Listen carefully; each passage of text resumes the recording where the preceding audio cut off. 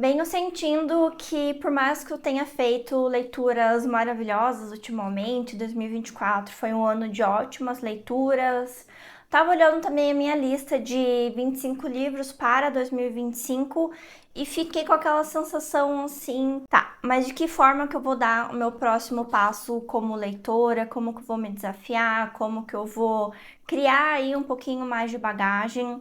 Óbvio que se para você a leitura é um passatempo, se a leitura ela é algo que vem aí para fazer uma descompressão dos seus dias, tá tudo bem você seguir nas suas leituras, do jeito que você já faz, mas para mim é onde eu me encontro como pessoa, é onde eu desenvolvo meu intelecto, onde eu raciocínio, onde eu faço conexões com outras coisas, é o centro da minha vida, basicamente.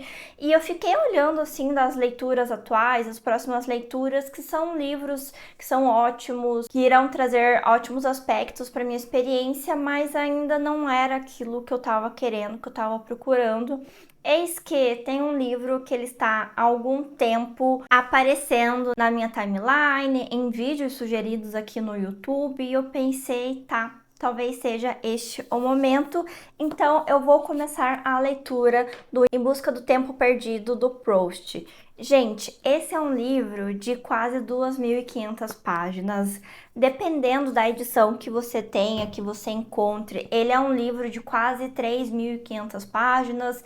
Eu adquiri por essa edição da Nova Fronteira, porque a edição da Companhia das Letras, eu acho que é aquela que é de capa de tecido, eu vi que ela não saiu toda ainda e eu senti alguns comentários sobre a tradução. E essa daqui é que a gente tem mais tempo no mercado, então eu resolvi escolher ela. Eu sempre ouvi falar sobre este livro, mas eu confesso que eu não tinha parado para ler uma sinopse dele, então eu resolvi fazer isso com vocês aqui, né? Eu procurei uma.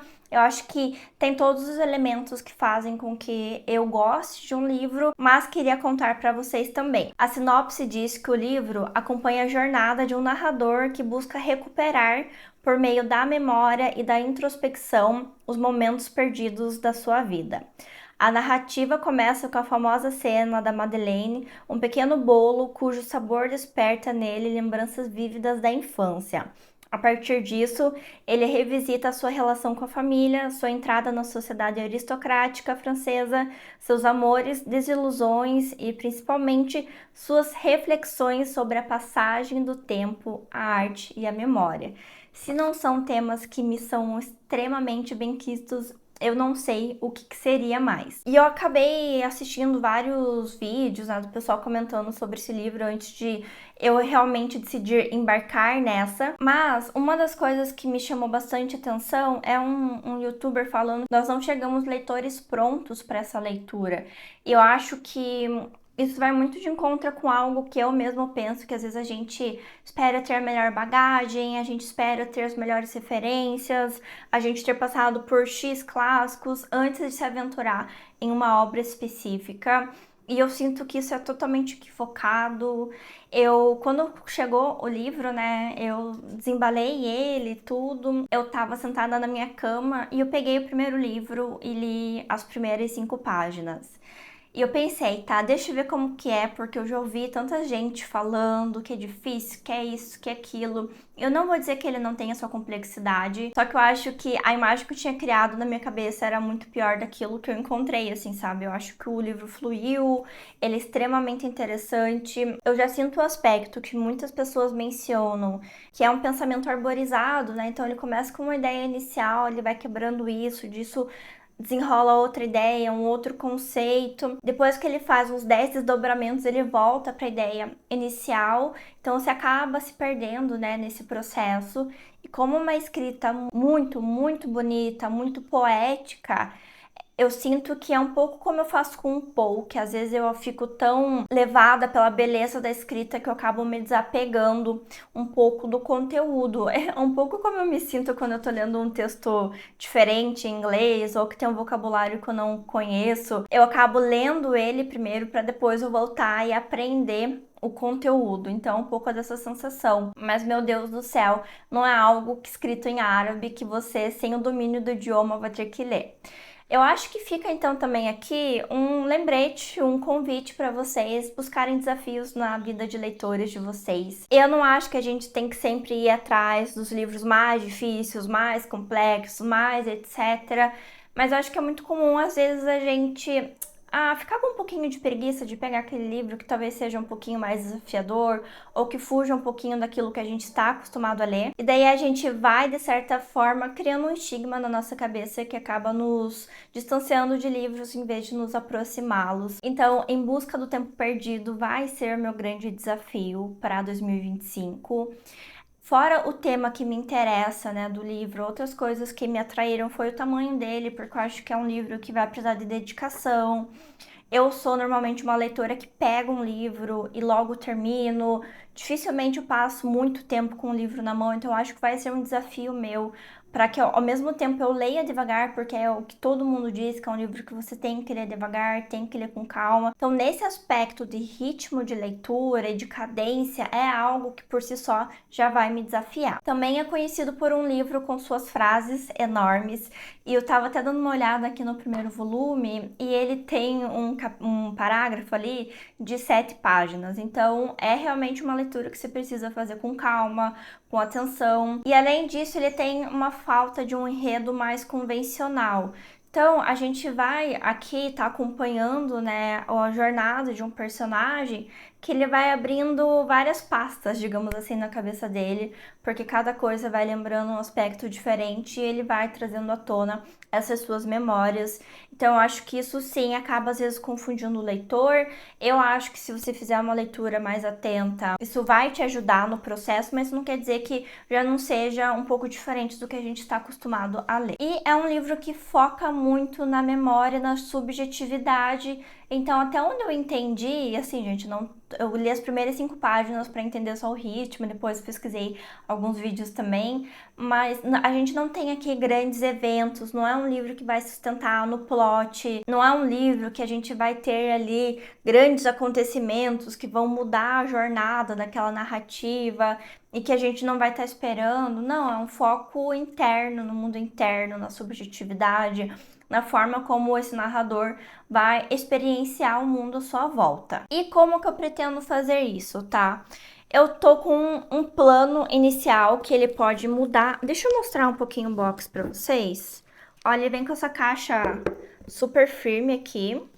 Ela tem a ilustração dos dois lados e aqui daí ela tem a parte falando a divisão dos livros, né? E daí a gente vai ter, ó, cada livro ele tem mais ou menos umas 800 páginas, mais ou menos, um pouquinho mais, um pouquinho para menos.